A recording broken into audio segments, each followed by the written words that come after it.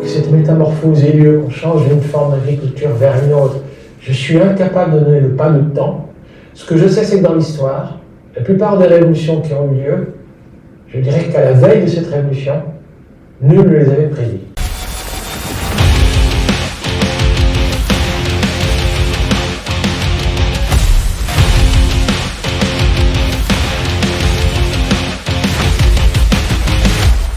Bonjour à toutes et à tous, merci d'être venus. Alors, pour éviter les nuisances sonores, on n'aura pas de micro ce soir, donc ça va se faire à la voix nue. Alors, on va d'abord remercier les Pays de Bois qui nous accueillent aujourd'hui. Donc, c'est un cinéma qui a une programmation extrêmement variée et qui propose également des projections comme celle-ci. Et on va remercier aussi nos invités d'être venus. Donc déjà, on a Nicolas Bière qui est venu, qui est le monteur et qui a contribué à l'écriture du documentaire depuis Bruxelles. Donc on le remercie, merci de ta présence. Et également Victor Kalila, donc plutôt l'organisation de solidarité internationale seule, et qui donc est venu aujourd'hui en tant que chargé de mission plaidoyer souveraineté alimentaire. Marc Dufumier, alors j'ignore si on doit vous présenter, votre CV pourrait prendre... Il a déjà trop parlé. Donc il y a tellement de choses. Donc, vous avez donc animé également une chaire d'agriculture comparée et de développement agricole AgroParisTech. Également, vous avez été expert auprès de la Banque mondiale, la FAO, les Jours d'honneur, tellement de choses. On va dire professeur honoraire AgroParisTech, c'est bien. Voilà. Ça suffit. Donc on va commencer par toi, Nicolas. Quand on écoute un peu la voix off, on se rend compte qu'elle n'est pas si off que ça. Elle est quand même sacrément engagée. Parce que le documentaire a été fait avec Michael et Antoine, et toi également, enfin pour la partie montage et écriture. Parce qu'il y a vraiment cette volonté d'avoir un documentaire qui soit le plus militant possible. Déjà, merci beaucoup d'être là ce soir et de m'avoir invité, c'est gentil. Pour la petite histoire, en fait, moi je suis rentré dans le projet comme monteur. Donc c'est pas moi qui ai tourné ces images, je ne me suis pas déplacé au Pérou aujourd'hui, mais au Pérou et en Afrique. Et donc moi j'ai découvert le sujet en regardant les images. Il y avait quand même pas loin de 300 heures de matière, donc il y avait de quoi rencontrer, quoi. En l'occurrence, j'ai rencontré le discours de Marc Dufumier à ma gauche. Et en fait, fatalement, face à cette matière, je pense que oui, il y a une envie, il y a un message qui transpire. Et donc à ce moment-là, l'idée était d'en faire un film, je dirais, à la fois compréhensible et pour moi, qui découvrait le sujet, et aussi proche de ma sensibilité par rapport à ce que je vivais par avant, quoi. Désolé, le masque c'est un peu gênant, je sais pas si on m'entend. Mais... Donc voilà, en fait, il y a cette particularité que c'est un film d'appel à projet. C'est pas une démarche, je dirais, ni individuelle de ma part, ni de Michael et Jean-Simon. Il y a les ONG qui avaient l'intention de faire ce film-là. Et donc, en fait, on a essayé. Il y a beaucoup de théories, quoi. D'ailleurs, j'espère que c'est pas trop indigeste ou trop. Donc, en fait, c'est la base du projet d'essayer d'en faire un film, je dirais, militant. Marc Dufumier. Alors, on a vu dans le documentaire, on passe de l'Afrique, on voit l'Amérique latine, on voit également la Belgique. Alors, comment ça se passe en France, sachant qu'actuellement, si on regarde un peu les chiffres, on voit qu'on est à 9,5% de SAU qui est dédié à l'agriculture biologique. C'est déjà une bonne avancée. On a gagné quasiment, on est passé du simple au double en 5 ans, ce qui est déjà pas mal. Je pense qu'on est à 200 000 emplois dans ce secteur. Mais qu'est-ce qu'il en est vraiment de l'agroécologie ? On n'a pas vraiment de statistiques. Et comment est-ce que ça se comptabilise ? Est-ce que c'est un peu dedans ?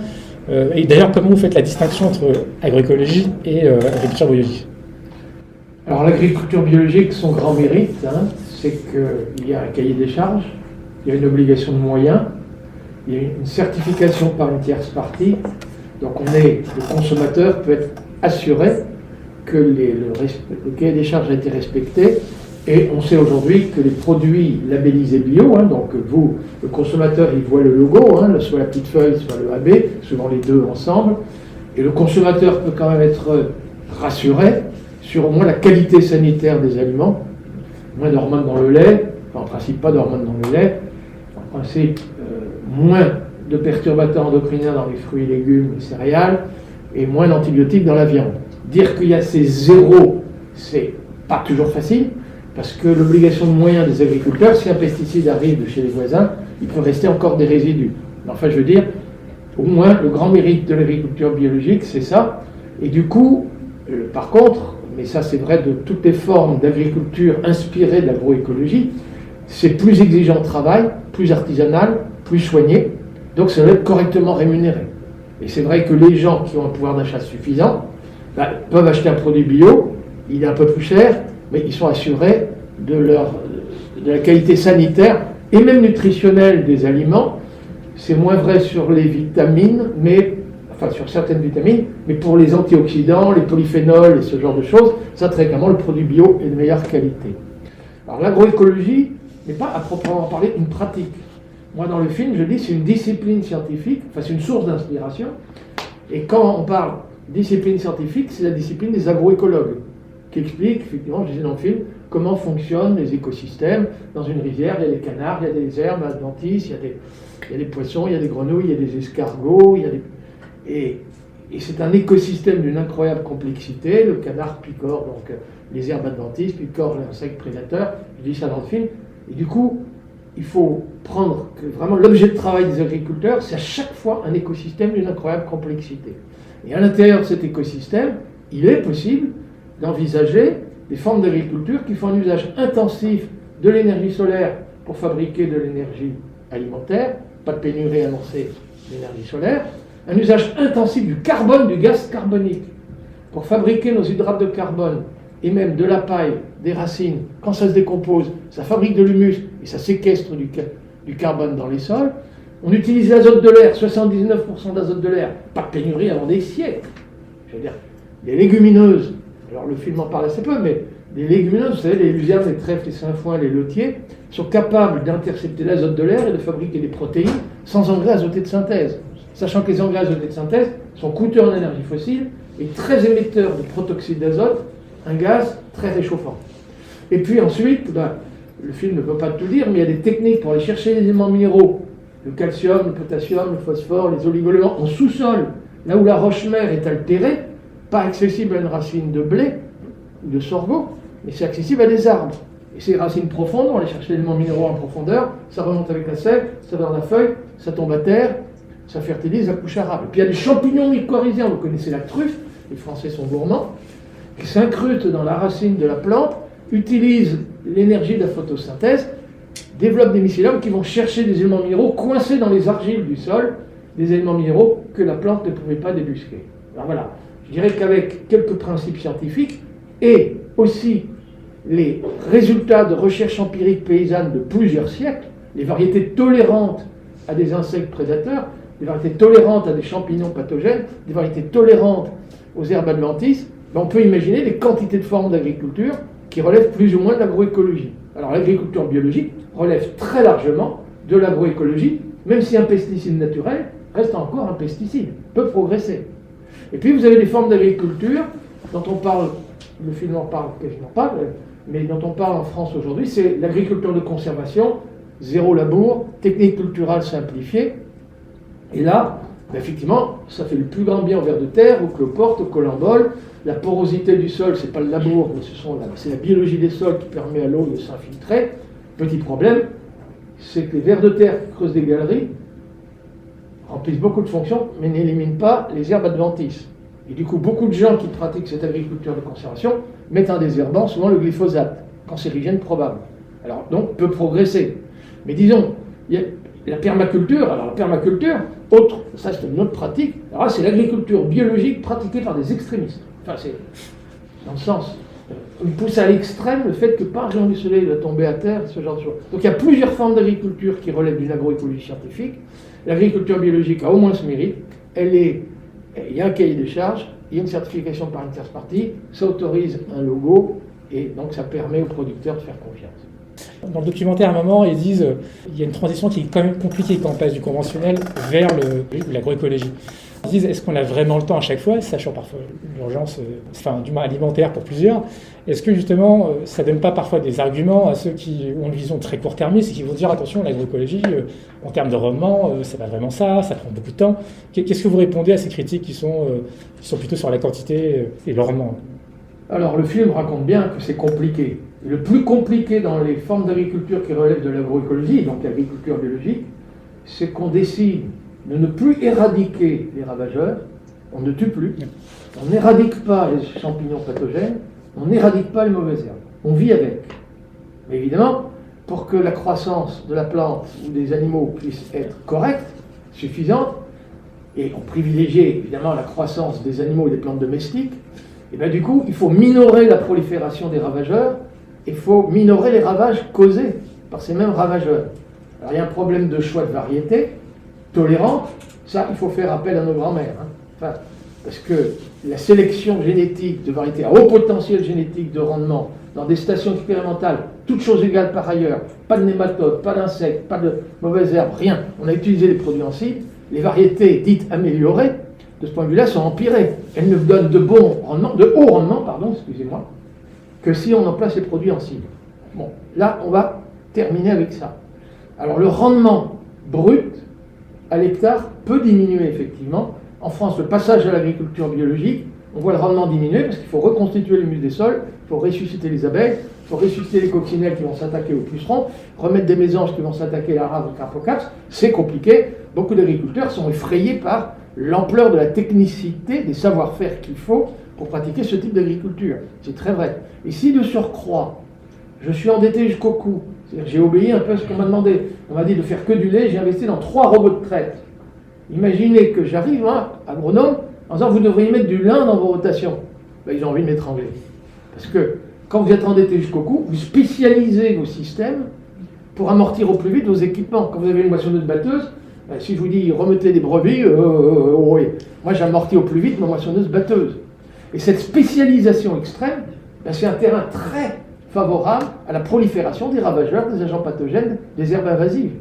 Et du coup, les gens ont été engagés, et parfois ils sont endettés, c'est-à-dire quasiment ils ne peuvent plus se soustraire. Ils doivent rembourser au plus vite les emprunts, les lourds emprunts pour lesquels ils ont fait ces lourds investissements, quoi. Et donc il faut être très à l'écoute.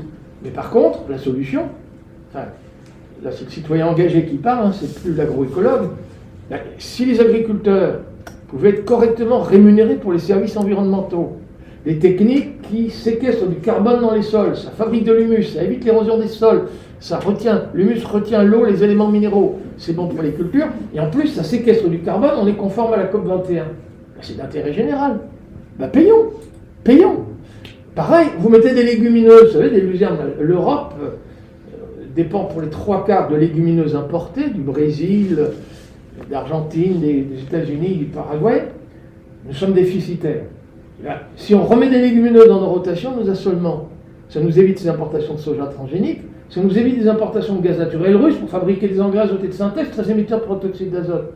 Allons-y, dites-moi à quel prix vous êtes prêts à mettre des légumineuses dans vos rotations et vos assolements, et top là, le contribuable, il paye nos impôts, c'est les subventions de la politique agricole commune, on les paye déjà.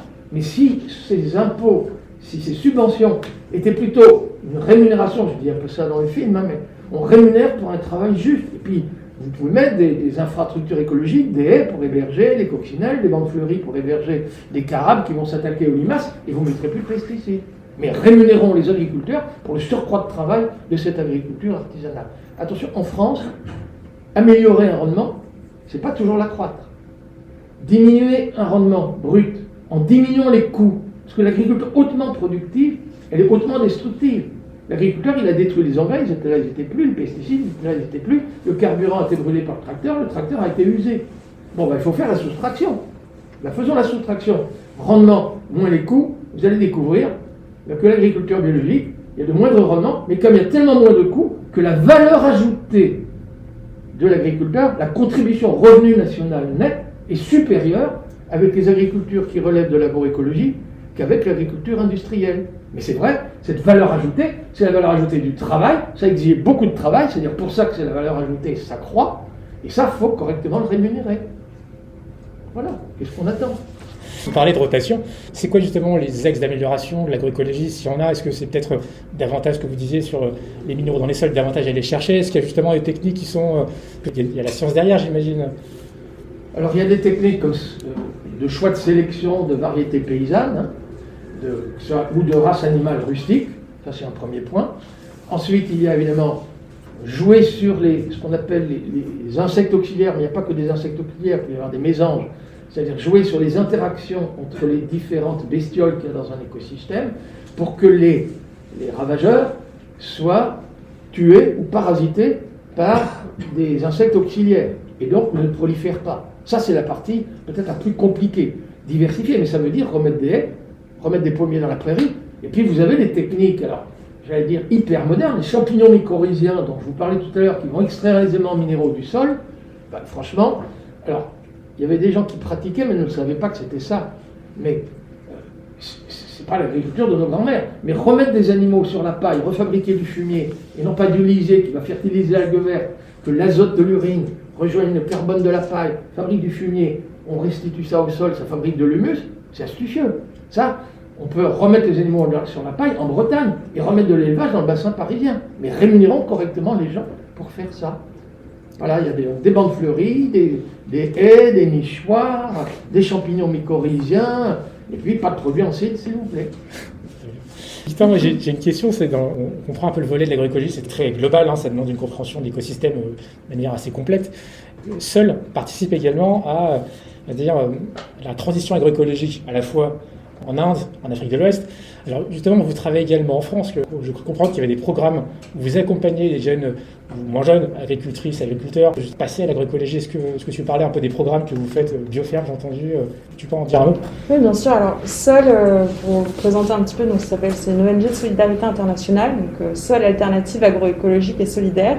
Donc on agit depuis 40 ans donc en Inde, au Pérou, en France et en Afrique de l'Ouest à travers diverses actions de terrain. On travaille toujours avec en fait, des organisations paysannes ou des associations locales qui travaillent avec des organisations paysannes. Donc on est toujours sur vraiment dans un ancrage local qui est assez fort donc dans ces différents pays. Et peut-être pour compléter aussi du coup, la définition de l'agroécologie que donnait Marc, l'agroécologie c'est aussi c'est une approche holistique de l'agriculture. Donc c'est une approche, c'est un ensemble de pratiques, une science, mais c'est aussi un mouvement social. Et c'est à travers la revalorisation du rôle des paysans dans nos sociétés. Et c'est à travers du coup ces projets-là que nous on va chercher à redonner en fait, en tout cas à accompagner les paysans dans la réaffirmation aussi de leur rôle. Et dans les projets du coup qu'on mène en France, on va travailler notamment sur les problématiques d'installation paysanne. Parce qu'on voit bien dans le documentaire, aujourd'hui, il y a un vrai souci qui est le renouvellement générationnel des paysans. D'ici 10 ans, la grande majorité des paysans français qui nous nourrissent seront partis à la retraite. Donc il y a une vraie question aussi de renouveler ces générations et de renouveler l'attrait aussi pour le métier de paysan, de lui redonner ses lettres de noblesse. Donc aujourd'hui, il y a de plus en plus souvent de personnes, qu'on appelle les personnes qui sont non issues du milieu agricole, qui décident de se reconvertir et de se tourner vers le métier de paysan. Et alors c'est souvent un long chemin de croix, parce que l'une des grandes difficultés, c'est l'accès à l'information. Donc nous, on travaille avec avec plein d'organisations. Terre de Liens aussi. Avec Terre de Liens, avec la FADER, avec plein d'organisations qui travaillent sur ces problématiques d'installation paysanne pour faciliter l'accès à l'information. Donc on a contribué à créer une plateforme qui s'appelle Passerelle Paysanne, qui permet de recenser en fait à la fois toutes les démarches et tous les acteurs qui agissent en faveur de l'installation paysanne en France.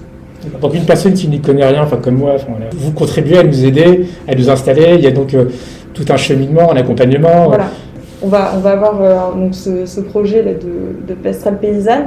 Donc on a plusieurs axes. On va avoir aussi tout un axe autour de l'accompagnement des porteurs de projets, en créant aussi du compagnonnage paysan. C'est-à-dire que nos porteurs de projets vont pouvoir aller faire des stages de 2 ou 3 mois sur des exploitations pour déjà aussi mettre à l'épreuve leurs projets. Parce que souvent, parfois, les porteurs de projets ne se rendent pas forcément compte initialement de la pénibilité, de la dureté physique du métier, de toutes ces conditions, donc de pouvoir mettre un peu leur projet à l'épreuve. Et tout en étant accompagnés aussi par des paysans qui sont installés depuis plus longtemps et qui peuvent permettre cette transmission aussi des savoirs. Je salue beaucoup le travail de Nicolas, dans le sens où il y a dans le documentaire des petits passages qui sont jamais anodins. Et là, il y a une femme burkinabèse qui dit à un moment on va pas rester là assise à attendre que le mari trouve la solution. Alors en fait, je ne sais pas si on réalise le contexte dans lequel on est, rural, culturel, plein de choses. Et donc cette phrase-là a beaucoup de sens. Hein. Et je sais que Sol publiait également, femme actrice de la transition agroécologique. Et je les ai accompagner ces femmes parfois, enfin en Inde, en Afrique de l'Ouest ou encore ailleurs. Et vous les aidez dans cette démarche aussi d'émancipation. Il y a aussi ce travail-là. Tout à fait, parce qu'on paraît toujours dans cette dimension sociale et de revalorisation du rôle des paysans, mais c'est aussi du rôle des paysannes, parce que en fait, la grande majorité de la production alimentaire est en fait produite par des femmes, dont le travail est souvent invisibilisé, donc qui va se recouper avec un éventail de tâches domestiques qui n'est pas pris en compte. Donc du coup, nous savons que c'est un axe qu'on valorise énormément, c'est de visibiliser le travail des femmes paysannes et surtout valoriser leur rôle de passeuse de savoir. Parce que là, on le voit bien dans le documentaire, dans ce regroupement au Burkina, que ce sont les femmes qui vont après aller former leurs enfants, leurs maris, leurs voisins, leurs voisines, à ces pratiques-là. Donc du coup, c'est qu'en Inde, on travaille avec Navdanya, qui est l'ONG de Vandana Shiva, vous devez probablement connaître, notamment sur plusieurs projets autour des regroupements en fait, de femmes. On accompagne des femmes à créer des regroupements, à mettre des ressources aussi en commun pour pouvoir investir dans des modes de production plus durables. Et aussi, on travaille sur des projets de conservation des semences paysannes, avec ces groupements de femmes. D'accord. Donc vous contribuez aussi également, il y a un gros volet aussi sur lequel tu travailles, c'est sur la souveraineté alimentaire. Il y a des programmes qui sont également mis en place dans ces régions-là, mais peut-être également aussi en France. Alors, on travaille sur la souveraineté alimentaire, on travaille beaucoup en partenariat en fait, avec des organisations paysannes ouest-africaines et d'autres organisations européennes pour en fait, visibiliser les impacts en fait, du système alimentaire et agricole européen sur les systèmes agricoles et alimentaires ouest-africains. Donc en ce moment, on travaille sur un projet de publication qui est porté à la fois par des organisations paysannes ouest-africaines et un groupe d'organisations européennes, dont SOS Faim qui a permis de financer ce documentaire, et Oxfam, Belgique aussi, donc que des organisations qui sont familières ici, que des gens bien. Donc on travaille sur une publication qui vise à documenter et à montrer comment les impacts de ces différentes interactions entre... Oxfam fait pas mal de rapports, et justement c'est une des richesses de l'organisation. Il y a un rapport qui explique en gros, qui s'appelle les inégalités en Afrique de l'Ouest. Pendant la période du Covid, on avait quasiment 60% des personnes qui travaillaient qui ont perdu leur emploi, leurs ressources. Et alors pendant ce temps-là, c'est pas pour faire des magots, mais il y a eu 3 hommes, les 3 fortunes de la région, qui ont une augmentation de richesse de 6,4 milliards. Donc ça montre un peu la dissonance. Et en même temps, ça aussi travaille beaucoup sur les indicateurs. Et donc, pour parler un peu simplement, ils mettent en place des indicateurs pour essayer d'évaluer la volonté d'éradiquer les inégalités. Et pour ça, ça prend en compte les services publics, les services fiscaux et du droit des travailleurs. Et on se rend compte que l'Afrique de l'Ouest est quasiment l'indice le plus faible de toute l'Afrique. Sachant en plus que dans la région, sur 16 pays, il y en a 14 qui devront couper dans leur budget, à la demande du TAMI notamment, qui leur a fait des prêts sur le Covid. Donc on se retrouve dans un contexte extrêmement précaire. Alors comment, justement, dans ce cas-là, par rapport à la publication dont tu parles à l'instant, comment tu arrives à mettre en cohérence la politique agricole dans un contexte extrêmement compliqué avec la politique agricole européenne? Comment on arrive à faire cette jonction entre les deux? Tout d'abord, nous, ce qu'on va chercher à mettre en valeur, et c'est aussi ce qu'on voit là dans le film avec l'exemple là, de l'oignon, par exemple, on se focalise sur certaines filières, notamment donc, la filière du blé et la filière laitière. On voit aussi des représentants dans le documentaire, parce que ce sont 2 filières qui sont très problématiques. On va montrer comment en fait, les exportations européennes, qui sont très largement subventionnées aussi par la PAC, en fait, peut créer un effet de dumping qui vient complètement déstructurer les marchés et les filières locales. Donc, je prends un exemple concret. En Afrique de l'Ouest, et particulièrement au Sénégal, les exportations de blé européennes sont tellement énormes qu'elles viennent concurrencer en fait, la consommation et la production en fait, des céréales locales comme le mil ou le sorgho. Et aujourd'hui, ça vient complètement perturber aussi en fait, les habitudes alimentaires. Il y a la consommation de pain a énormément augmenté, et du pain avec de la farine de blé, parce que pas cher et du coup très accessible. Sauf que derrière, en fait, ça vient complètement déstructurer la mise en place de filières locales et les productions des petits producteurs. Marc, vous avez fait une critique dans le documentaire sur la PAC, et justement Victoire a parlé de ces subventions. Bon, la PAC s'est construite après la guerre, justement le but c'était de redonner une souveraineté alimentaire au continent, enfin du moins pour les premiers pays au départ. La critique que vous faites aussi c'est sur le terme aide, que vous trouvez un peu rabaissant et pas vraiment approprié. Oui, je pense qu'effectivement, vous savez, beaucoup d'agriculteurs aujourd'hui, y compris on parle du taux de suicide, etc., donc ont des revenus quand même dérisoires, bien qu'on exporte et qu'ils aient toutes ces subventions et toutes ces aides. En fait, aujourd'hui, il faut être très clair, ce qu'on a appelé aide, et les gens qui étaient conditionnés, avec il faut remplir des lignes, des colonnes, c'est-à-dire les chambres d'agriculteurs qui les aident à faire ça, elles donnent plus de conseils techniques, mais quasiment elles aident à se conformer à des pratiques très très bureaucratiques, et en plus, toutes ces aides qui sont en général proportionnelles à la surface ou à la taille du troupeau ont engagé les agriculteurs sur des filières absolument non rentables aujourd'hui. Certes, alors, et c'est ça qui est important de comprendre, nous produisons à bas coût et nous concurrençons effectivement les agricultures des gens qui travaillent à la main. Dans le film, je raconte l'écart de 1 à 200. La femme qui repique le riz à la main, c'est 0,5 hectare, c'est 1 tonne hectare, elle produit 500 kg de paddy, 400 kg de riz décortiqué. Elle peut nourrir 2 personnes. Il va devoir vendre une partie de ce riz pour acheter des produits de première nécessité. Quand vous êtes en Camargue, dans l'Arkansas ou en Louisiane, c'est 100 hectares, on ne repique pas le riz à la main, c'est le soma rotatif, le tracteur fort puissant, et c'est 5 tonnes hectares. 500 tonnes. 500 tonnes par actif et par an aux États-Unis, 500 kilos, donc un rapport de 1 à 1000. Alors en même temps, je vous ai dit, l'agriculture hautement productive et hautement destructive, mais si on soustrait tout ce qui a été détruit pour produire les 500 tonnes, il y a à peu près 400 tonnes de ce riz qui sert à couvrir les coûts de ce qu'on a détruit, les engrais et tout ça. Mais ça, il reste une valeur ajoutée de 100 tonnes par actif et par an. C'est 200 fois plus que les 500 kilos. Donc il faut arrêter ça. Donc effectivement, nous devons, nous, Européens, mettre fin à l'exportation de nos produits, qui au demeurant sont déjà plus compétitifs. C'est beaucoup plus grave encore que le dumping, l'écart de productivité. Mettre un coureur à pied avec un pilote de Formule 1, effectivement, la question est posée, qui des deux perçoit une subvention? Alors ça, c'est le dumping, effectivement. En plus, c'est notre agriculture qui est subventionnée. Mais un blé à 90 quintaux, avec tous les coûts dont je vous parle là, certes, le rendement est élevé, mais ça ne peut pas être compétitif avec un blé ukrainien, 35 quintaux, sur une ferme de 10 000 hectares.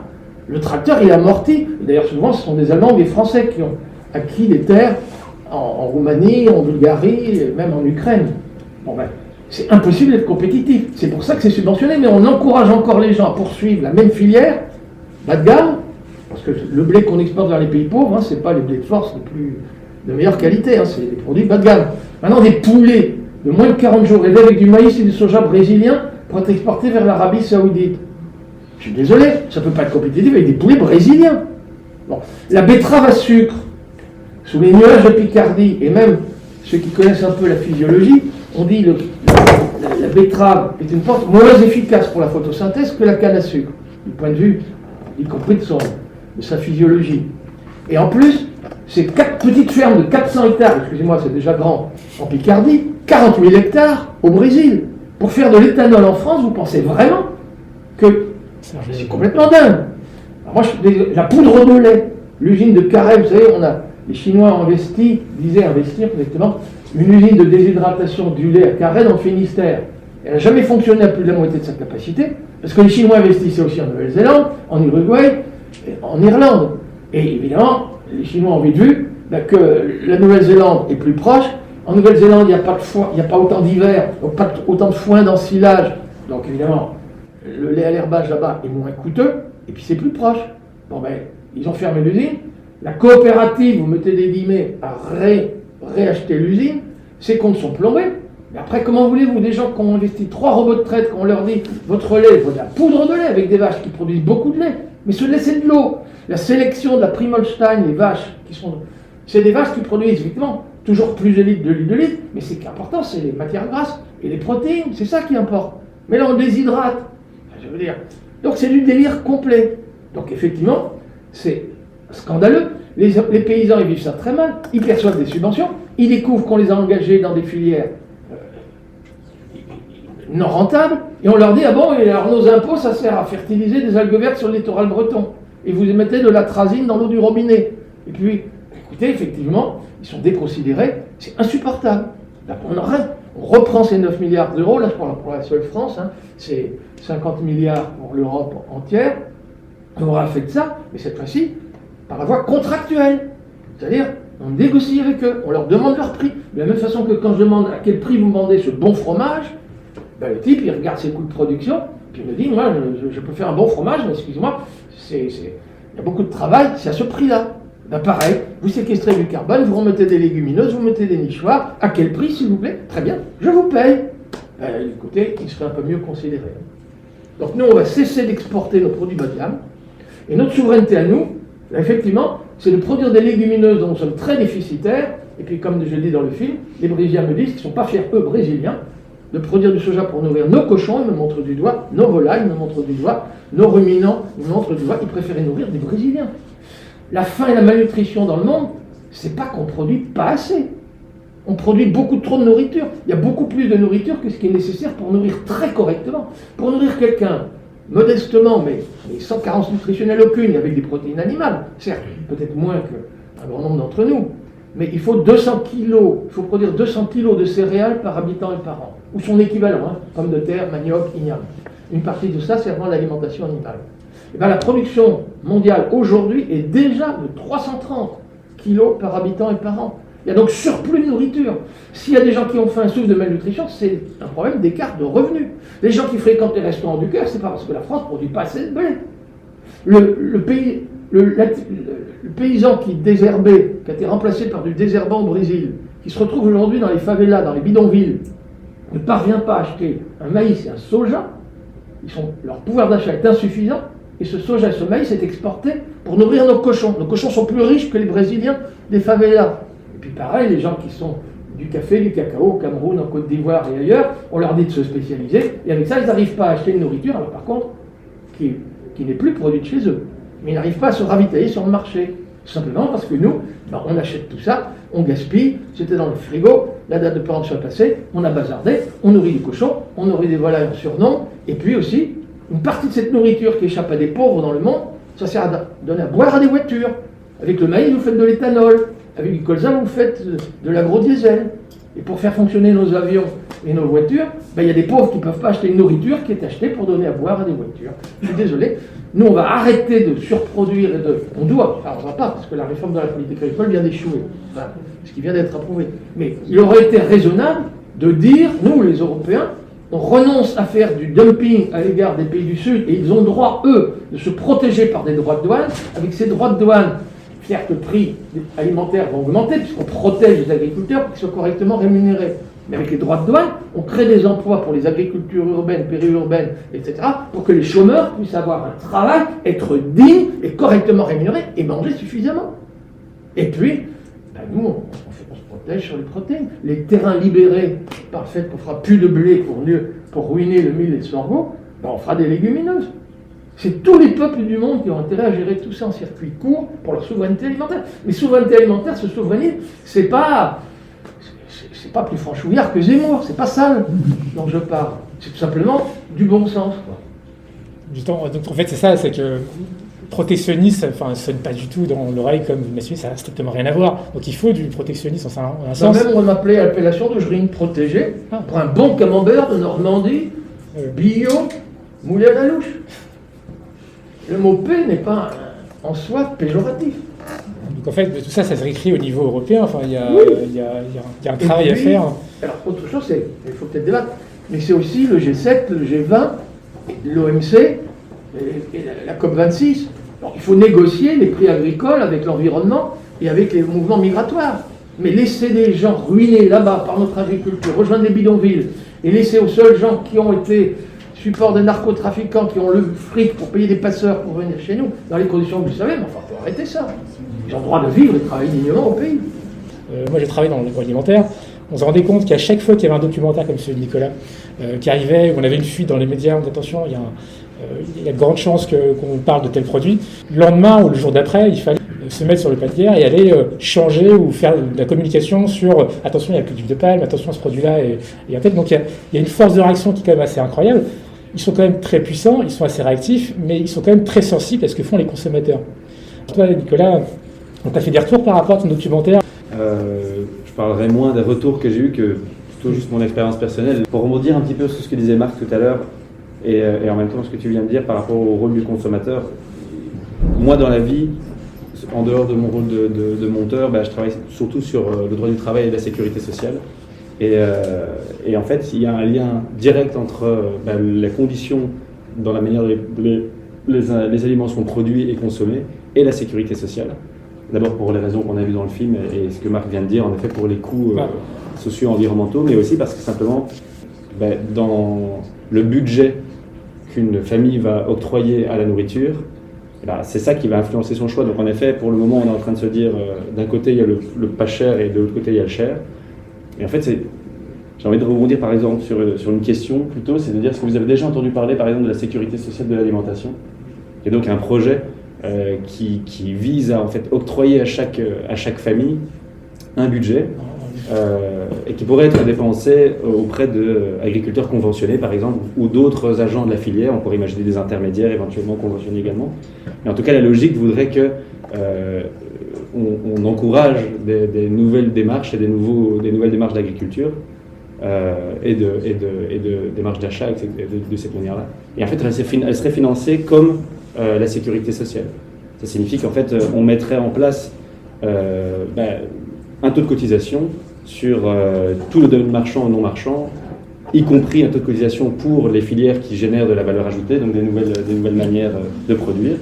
Et ce taux de cotisation serait avec ce taux, il y aurait un budget global qui pourrait être assigné soit en budget de consommation pour les familles et également en salaire. C'est-à-dire que la logique voudrait aussi qu'à partir du moment où il y a un taux de cotisation et que le budget est réuni, en fait, on pourrait octroyer également à des agriculteurs conventionnés un salaire. Donc c'était un peu ce mot-là aussi que j'aimais utiliser dans le documentaire, comme Marc l'utilise une fois, et parce que je le trouve juste, c'est-à-dire que comme on parle d'un service rendu à la société, c'est logique qu'ils ne soient pas rémunérés uniquement par leur compétitivité sur les marchés. Et donc voilà, un peu de la même manière que la sécurité sociale fonctionne maintenant dans les soins de santé, la sécurité sociale aussi de protéger dans le cas où on aurait une crise climatique ou des épisodes de sécheresse qui sont de plus en plus longs, de canicules plus loin en Europe, de pluies qui sont de plus en plus longues, qui perturbent beaucoup. Est-ce que ça permettrait de protéger également? J'imagine, et même chose pour le contexte sanitaire. Je pense que tout ça permettrait de ne pas se retrouver dans des situations sans revenus, sans rien, et ce que disait Marc par rapport aux difficultés, aux suicides qui peuvent parfois être entraînés. Donc tout ça, c'est une réflexion quand même assez intéressante. C'est le travail de Bernard Friot, je crois aussi. C'est le travail du réseau salarial de manière générale.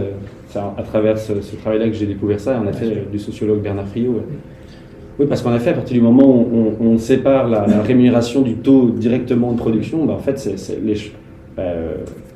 on peut là aussi affronter d'autres obstacles, ça c'est sûr. Alors justement, pour la prise de conscience sur le citoyen, j'ai cru comprendre, Marc, vous êtes en cours de publication d'un prochain ouvrage, on parle de conscience terroriste, c'est dans les clous. Moi qui travaille en catémini, je vois qu'il y a des gens qui sont déjà au courant. Les informations circulent vite et il paraît que je sais là-dessus. Oui, non, l'idée. Alors la conscience terroriste, il ne faut pas. Alors d'abord, c'est pas terroriste. Ah, donc vous faites pas l'apologie, vous faites l'apologie du terrorisme, c'est autre chose. Mais l'idée, c'est qu'il ne suffit pas d'être seulement humaniste, c'est-à-dire défendre des humains, mais défendre l'ensemble de notre planète. En fait, c'est une façon de dire que humanité, planète, même destin. Voilà. Et le livre porte sur justement cette vision un peu holistique, c'est-à-dire globale et systémique de ce qui nous entoure, toutes les interactions entre nous, évidemment les humains, les humaines, les uns, les autres, et l'ensemble des êtres vivants et leur monde physique, cette complexité-là, et des réflexions effectivement aussi sur qu'est-ce qui est naturel, qu'est-ce qui est culturel, et y compris par exemple, moi je m'interdis aujourd'hui, c'était une plaisanterie autrefois, je disais, pour dire que c'était ancré culturellement chez ces gens-là, je disais c'est dans leur ADN. Vous avez compris, aujourd'hui on ne peut plus dire ça, il y a des gens qui prennent ça au premier degré. Ce serait dans les gènes que seraient les capacités à faire ceci ou cela. Alors il faut surtout arrêter ces cirques, parce qu'il y a quand même aujourd'hui des propensions à des discours extrêmement simplificateurs, et dont on voit bien qu'ils voudraient tout attribuer aux gènes, hein, aux ADN, et voilà, et ce genre de trucs. Et donc il y a quand même toute une réflexion de... Puis vous savez, c'est naturel qu'il y ait des pauvres et des riches. Il n'y a rien de naturel, hein. C'est totalement social.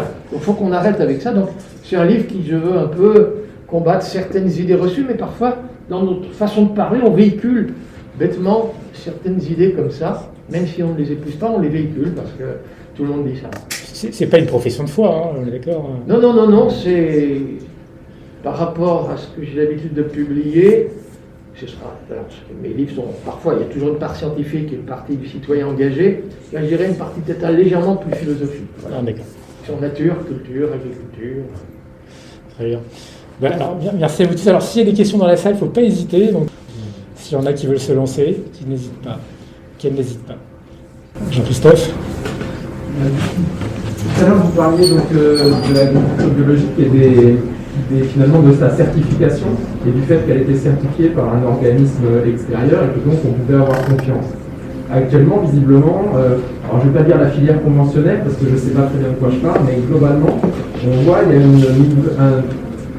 une nouvelle appellation qui s'appelle haute valeur environnementale qui a été lancée, je crois, par la FNSEA, mais je ne peux pas dire de choses bêtes. Quelle est la différence et pourquoi ce label-là, est-ce qu'il est aussi valable, est-ce qu'il l'est moins par rapport aux garanties qu'on peut avoir avec le label AB par exemple? Alors l'histoire de HVE, hein, haute valeur environnementale, c'est déjà très ancien. Et figurez-vous, c'était une discussion qui date d'avant même le Grenelle de l'environnement, hein, donc au moment du pacte de la Fondation Nicolas Hulot. La FNE, la Fédération nationale de l'environnement, qui est une fédération de beaucoup d'organisations environnementales, pour qui j'ai vraiment le plus grand respect, faisait la remarque que le bio certifiait les conditions de production d'un produit, donc centralisait tout sur une filière de production, alors que l'écologie, c'est territorial. Et donc il conviendrait aussi que des fermes, que des exploitations agricoles puissent être reconnues comme à haute valeur environnementale, puisque c'est des rotations, hein, des assolements, des rotations, la diversification des cultures, la polyculture élevage, et que des pratiques comme celle-là, plus artisanales, plus diversifiées, plus respectueuses donc de la biodiversité, les coccinelles, les papillons, et tout ça, mériteraient d'être considérées. Moi, j'avoue que j'étais assez prudent, je disais, si déjà on pouvait plutôt payer des services environnementaux sur des choses environnementales très précises, sachant que le producteur bio rémunéré pour la qualité de son produit, il serait aussi rémunéré pour les services environnementaux, ben, ça favoriserait des gens pour la transition, ils commenceraient à être bien rémunérés en répondant aux contrats qu'on aurait signés avec eux, pour progressivement aboutir à quelque chose de bio et certifié. Alors tout ça à pied du temps, et quand il y a eu les états généraux de l'alimentation, c'était Stéphane Travers qui était ministre de l'Agriculture, la FNE est revenue avec cette proposition-là, et comme vous dites, la FNSEA s'en est emparée pour faire un truc nul. Je vous dis tout de suite, ne faites pas confiance à HVE et la haute valeur environnementale. La FNE aujourd'hui est furieuse, elle ne participe plus aux travaux, là, je ne sais plus trop quoi, le Varenne de l'agriculture, ou je ne sais plus. En tout cas, ils se sont vraiment fait avoir, et ça c'est ce ministre actuel de l'Agriculture qui en est responsable. Et je fais un aveu, je ne sais pas si j'ai le droit de faire, j'ai honte, ce fut un de mes étudiants, c'est vous dire que le prof était franchement mauvais.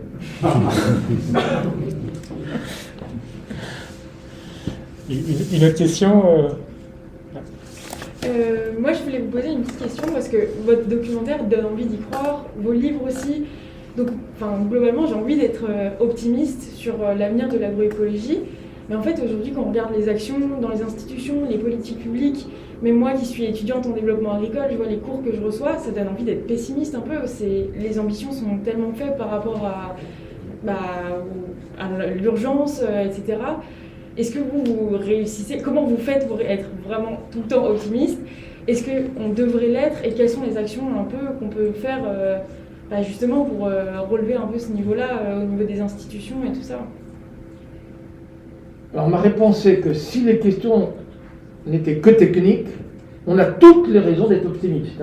On peut nourrir plus de 10 milliards d'habitants en faisant l'usage intensif à l'hectare, j'entends bien, de ce qui est renouvelable, le soleil, de ce qui est pléthorique, le gaz carbonique, de ce qui est pléthorique, l'azote de l'air, les éléments minéraux du sous-sol, les champignons mycorhiziens. Si c'était que technique, et je suis contre l'agriculture extensive qui exigerait plus d'extension, il faudrait déforester les forêts bornéo, la forêt amazonienne, la forêt congolaise. Alors ça, c'est surtout pas l'effet de serre, perte de biodiversité. Mais qu'on fasse un usage intensif à l'hectare de ce qui coûte rien et renouvelable, mais par contre exige beaucoup de travail, voilà le problème, c'est que ça exige beaucoup de travail.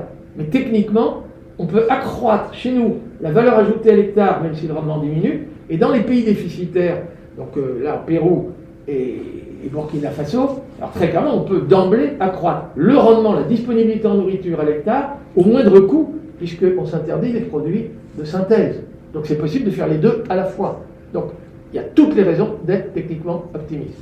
Mais évidemment, vous l'avez compris, ça présuppose un changement de la politique agricole commune, ça présuppose évidemment d'autres négociations commerciales, et dans les propos de tout à l'heure, j'accorde une grande importance à nos comportements individuels de consommateurs, un vote, au mouvement associatif, ici présent, très clair, ça peut être les associations de parents d'élèves, ça peut être Terre de Liens qui a été cité pour essayer d'accéder à des terrains agricoles et donc les louer pour des producteurs bio. Ça peut être évidemment les AMAP, les circuits courts. Il y a, à Huánuco, on a vu au Pérou, alors ils ont un système, SGP, c'est le système de garantie participative. Bon, dès qu'il y a des intermédiaires, il vaut mieux une certification extérieure. J'ai présidé jusque l'an dernier Commerce Équitable France. C'est la plateforme pour le commerce équitable, c'est quand même un grand nombre d'organisations, donc il y a des associations, des entreprises, des certificateurs, des labellisateurs, etc.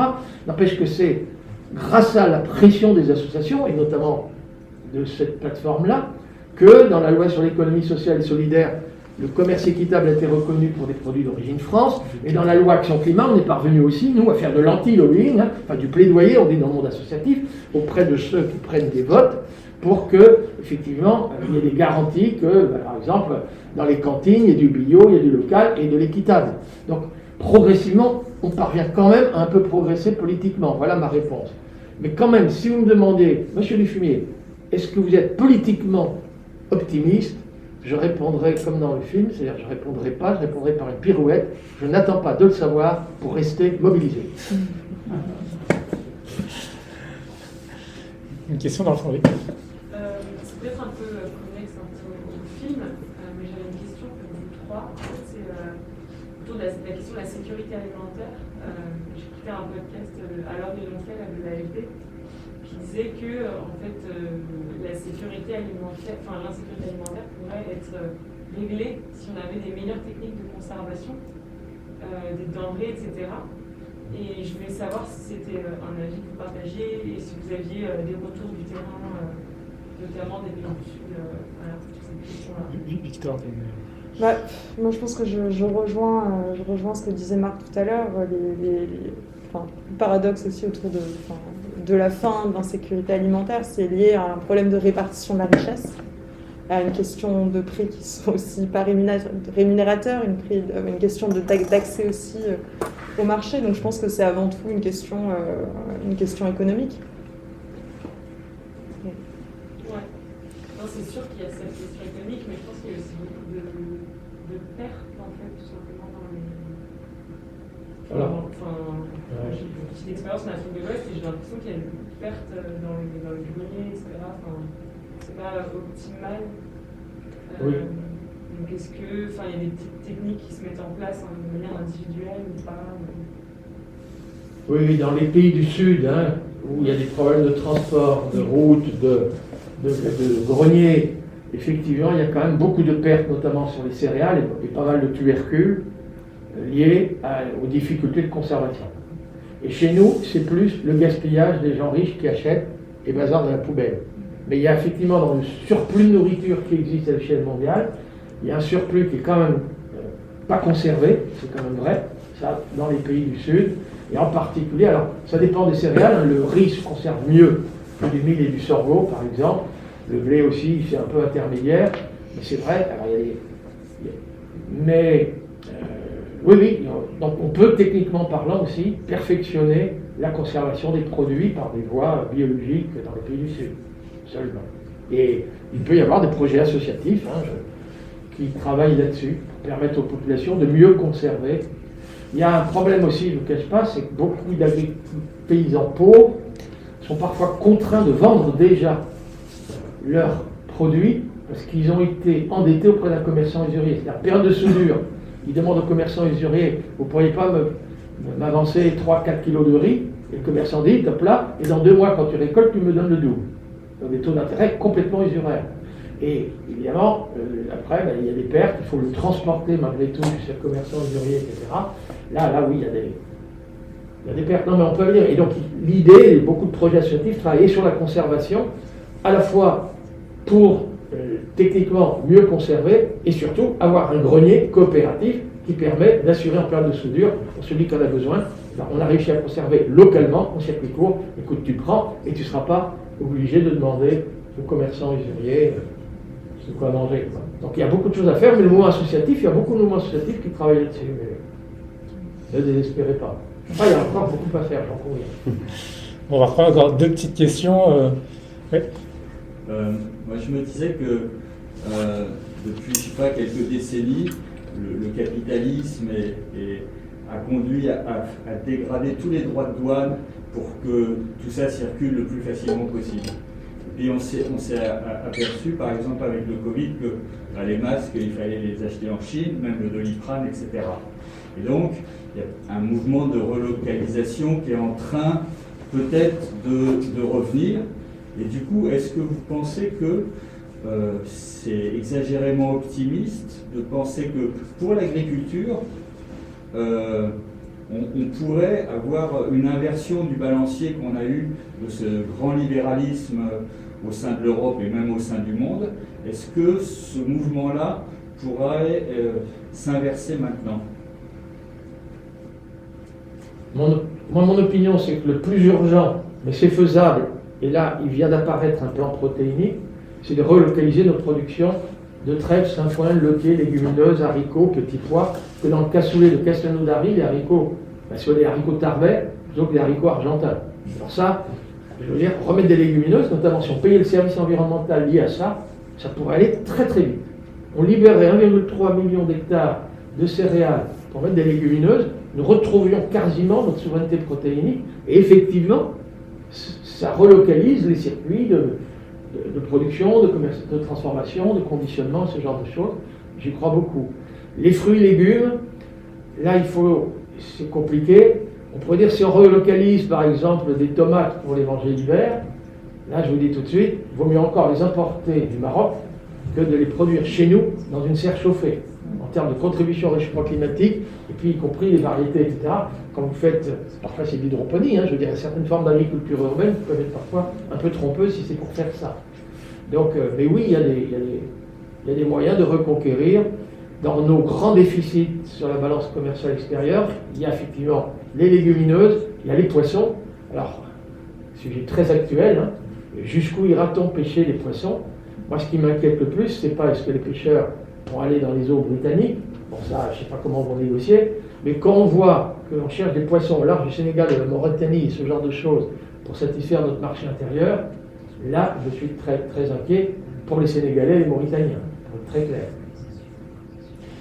Moi, je voulais rebondir sur un truc aussi par rapport à l'optimisme. En fait, il y a un truc qui, en découvrant la matière et le sujet, dites-moi si je me trompe, qui est quand même assez optimiste, c'est que certes, les surfaces agricoles, en termes de pourcentage, dans les agricultures alternatives et on va dire l'agriculture de demain, elle reste encore peut-être marginale. Mais par contre, ce qui est intéressant, c'est de voir que, c'est dit dans le documentaire, mais les nouvelles populations agricoles, elles vont toutes vers cette direction-là. C'est-à-dire que il y a tendance on pourrait imaginer que d'ici un certain nombre d'années, en fait, la population qui produit la nourriture, donc peut-être que les espaces sont encore utilisés par par la grande industrie, mais par contre, la population, elle va vers une agriculture alternative. Donc, il y a quand même quelque chose d'assez optimiste en termes démographiques, il y a clairement un contre-pouvoir qui est en train de se mettre en place, me semble-t-il, peut-être que je me trompe. En termes de pourcentage. Je suis d'accord pour dire qu'il y a un pourcentage. En termes de surface, comme c'est souvent une agriculture urbaine, périurbaine, et souvent ce sont des néo-ruraux, les gens qui s'installent avec cette nouvelle culture, au sens culturel, sont souvent des néo-ruraux qui ont peu de capital, donc c'est à peu de surface. Eux sont prêts à faire une agriculture intensément écologique, c'est-à-dire faire un usage intensif de ce qui ne coûte rien, quitte à travailler beaucoup. Parfois certains trouvent que c'est pénible, et c'est vrai que c'est pénible, donc il nous faut améliorer les outils manuels. En permaculture, ceci étant, une fois que c'est bien établi, le coût du désherbage manuel est très faible, parce que c'est bien les plantes cultivées qui font d'ombrage aux herbes concurrentes et non plus l'inverse. Mais il faut déjà que le système soit parfaitement établi. Dans un premier temps, c'est beaucoup de boulot, il faut être très clair. Et ma grande crainte, malheureusement, alors il y a aussi quand même, il ne faut pas le nier, parfois dans des grandes fermes, notamment au moment où les parents n'en sont pas encore à la retraite et les enfants envisagent éventuellement de rester sur l'exploitation et de la reprendre ultérieurement, à ce moment-là, il arrive qu'on crée des emplois dans des fermes de 200-300 hectares. Mais on peut multiplier par 3 l'emploi. Moi, j'ai vu des gens, effectivement, remettre de l'élevage dans leur ferme. Alors, c'est souvent, pour être honnête, brebis ou chèvres, et un atelier fromager. Donc là, il y avait une personne au travail. Maintenant, il y en a 3. Et ce qui est décisif, qu'on a 3 sur une ferme et qu'on s'entend bien, une grande ferme avec 3 ateliers, donc on crée de l'emploi. La surface par actif diminue, le nombre d'emplois au kilomètre carré augmente. C'est que même s'il y a une astreinte pour la traite, et en général, c'est l'une des personnes qui est spécialisée dans l'élevage et la traite, mais on peut prendre des week-ends, on peut prendre des vacances, parce qu'on est substituable. Et donc ce type d'intensification au sein de grandes fermes, par création d'emplois entre gens qui s'entendent bien, avec des formules qui peuvent être GAEC, coopératives, enfin qu'importe à la limite des formules juridiques, il y en a où ça marche. Malheureusement, c'est encore ça par contre trop rare, et c'est là où il y a des grandes surfaces. Donc voilà, il y a une course entre les deux côtés. Mais de toute façon, il suffit de regarder tout le monde associatif qui se mobilise pour comprendre qu'on va gagner. Et pour rebondir peut-être sur la demande de qu'est-ce qu'on peut faire pour agir aussi en tant que citoyen, je pense qu'il y a il y a un rôle en tant que consommateur, en effet, d'aller vers des produits qui sont produits durablement, qui sont rémunérateurs aussi pour les producteurs. Certes, c'est pas toujours encore accessible pour tout le monde, mais ça c'est une question aussi qu'il faut mettre dans le débat public sur quel levier on peut utiliser pour que les produits qui sont bio, qui sont équitables, puissent être accessibles au plus grand nombre. Donc par exemple, la fiscalité, ça pourrait être un levier intéressant d'intégrer dans le prix en fait tous ces coûts cachés sociaux, environnementaux qui ne sont pas dans le prix qu'on paye en grande surface sur des tomates qui ont été faites dans des champs de plastique au sud de l'Espagne par des migrants. Ces coûts-là ne sont pas intégrés dans le prix que paye le consommateur. Donc la fiscalité, par exemple, pourrait être un levier pour intégrer les coûts sociaux et environnementaux cachés dans le prix du produit. Donc ça, c'est des questions qu'il faut qu'on puisse porter aussi, et que le monde associatif commence à se saisir de ces questions-là pour les porter dans leur plaidoyer auprès des pouvoirs publics. Et en tant que citoyen, je pense qu'il y a un rôle à la fois donc, dans les pratiques d'achat, mais aussi de diffusion de ces savoirs-là et de valorisation de ces pratiques. Parce qu'aujourd'hui, comme bien souvent, comme le capitalisme se réapproprie sa critique, souvent aussi, on observe aussi dans le secteur associatif qu'il y a parmi les gros acteurs aussi de l'agro-industrie, ils tentent en fait de se réapproprier ce concept d'agroécologie paysanne, d'agroécologie qui est un concept quand même militant, comme vous avez pu le comprendre. Comme c'est un concept qui reste assez large et pas clairement défini, certains acteurs privés essaient de se le réapproprier en inventant ou en dérivant des concepts de nouvelle agriculture durable avec des critères d'exigence qui se sont fixés eux-mêmes, donc autant vous dire qu'ils sont très bas. Donc il y a un vrai rôle aussi de diffuser ces savoirs autour de vous sur ce qu'est l'agroécologie, sur le consommer local. Et ça, je pense qu'on a un rôle en tant que citoyen de pouvoir faire passer ces savoirs-là. En gros, rejoignez-nous, Oxfam ou Sol. Il y avait une question là. Moi, j'avais une question pour vous, Monsieur Dupuis, sur la politique agricole commune. Il y a un grand mouvement de critique vis-à-vis de l'Union européenne et même des pays qui commencent à sortir de l'Union. Quelle est votre évaluation de cette situation? Est-ce que vous préconisez une suppression de la PAC ou plutôt une réforme de la PAC? Alors moi je reste quand même très partisan à partir du moment où existe l'Union européenne, quand même d'un marché commun et d'une politique agricole commune au sein de l'Union européenne. Mais effectivement, une toute autre politique agricole commune. Et la réforme qui vient d'être adoptée là, évidemment, alors c'est d'ailleurs dramatique parce qu'il y avait une nouvelle commission qui parle de Green New Deal, d'un pacte vert. Il y a un nouveau Parlement européen, quand même un peu plus ouvert à ce qu'on vient de raconter là ce soir que l'ancien Parlement. Mais la Commission et le Conseil ont pris, pour réformer la politique agricole, le document qui avait été préparé par l'ancienne Commission. Et du coup, même quand on commençait à dire, au début des débats, il faudrait payer les services environnementaux, déjà les gens disaient, ah oui, des aides conditionnées. C'est-à-dire, il est clair que si je suis très à cheval effectivement sur l'idée qu'il faut être rémunéré par des voies contractuelles et non pas des conditions. Alors, quand il y a des conditions, des éco-conditionnalités, comme on dit, qui sont... Alors, il faut qu'il n'y ait pas de distorsion de concurrence entre pays. Donc, c'est toujours un peu uniforme pour tous les terroirs de 27 pays. Alors, évidemment, dans certains endroits, c'est inadéquat. Et pour que ça puisse quand même se faire un peu partout, les conditions étaient toujours revues à la baisse, pour qu'on puisse définir de façon uniforme. Moi, j'ai une préférence pour rémunérer localement.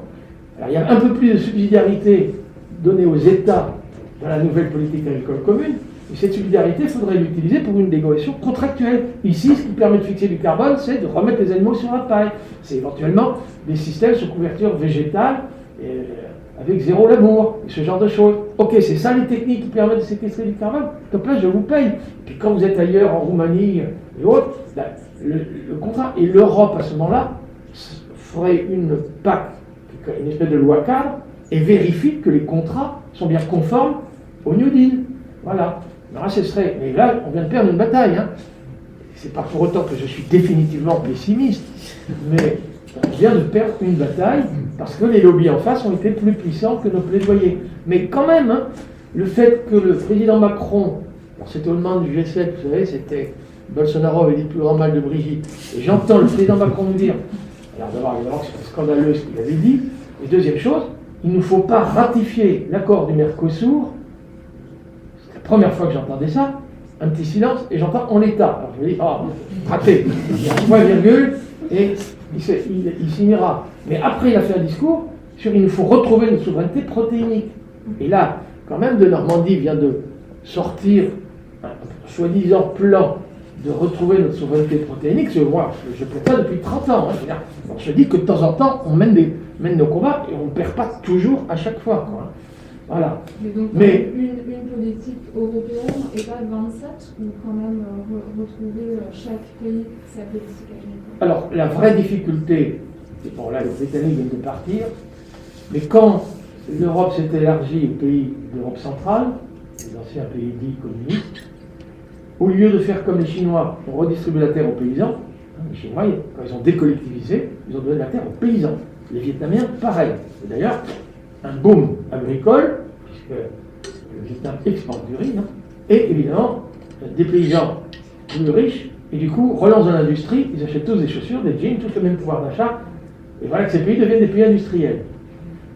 On savait ça, des réformes agraires astucieuses, pays agriculture paysanne, c'est favorable à l'agroécologie, soyons clairs. Bon, nous, on n'a pas fait ça. On a privatisé, on a donné accès à des grands détenteurs, pas forcément propriétaires, mais locataires de terre, et allez-y, maximisez le profit. Quand vous mettez, quelle que soit sa nationalité, quelqu'un dans un grand latifundia comme au Brésil, vous avez l'agriculture à la brésilienne. Je fais une production, j'amortis mon matériel sur la seule surface, monoculture, c'est tout le contraire. Et là, ça nous paye, ça nous revient très cher, le fait qu'on n'ait pas exigé une réforme agraire dans ces pays-là, et du coup, les gens qui étaient, vous savez, les colcosiens qui avaient un petit champ, ils sont devenus en Pologne, ils sont devenus plombiers polonais, et migrent en Grande-Bretagne, avec l'accueil que l'on sait. C'était absurde. Il fallait redistribuer la terre aux paysans. Ils auraient fait moins mécanisé, mais plus agroécologique, plus durable, une alimentation saine et ils auraient plus d'emplois, ils nourriraient leur peuple correctement en travaillant, quoi, sans avoir à migrer, chercher des emplois ou éventuellement mendier sur nos trottoirs. Quoi.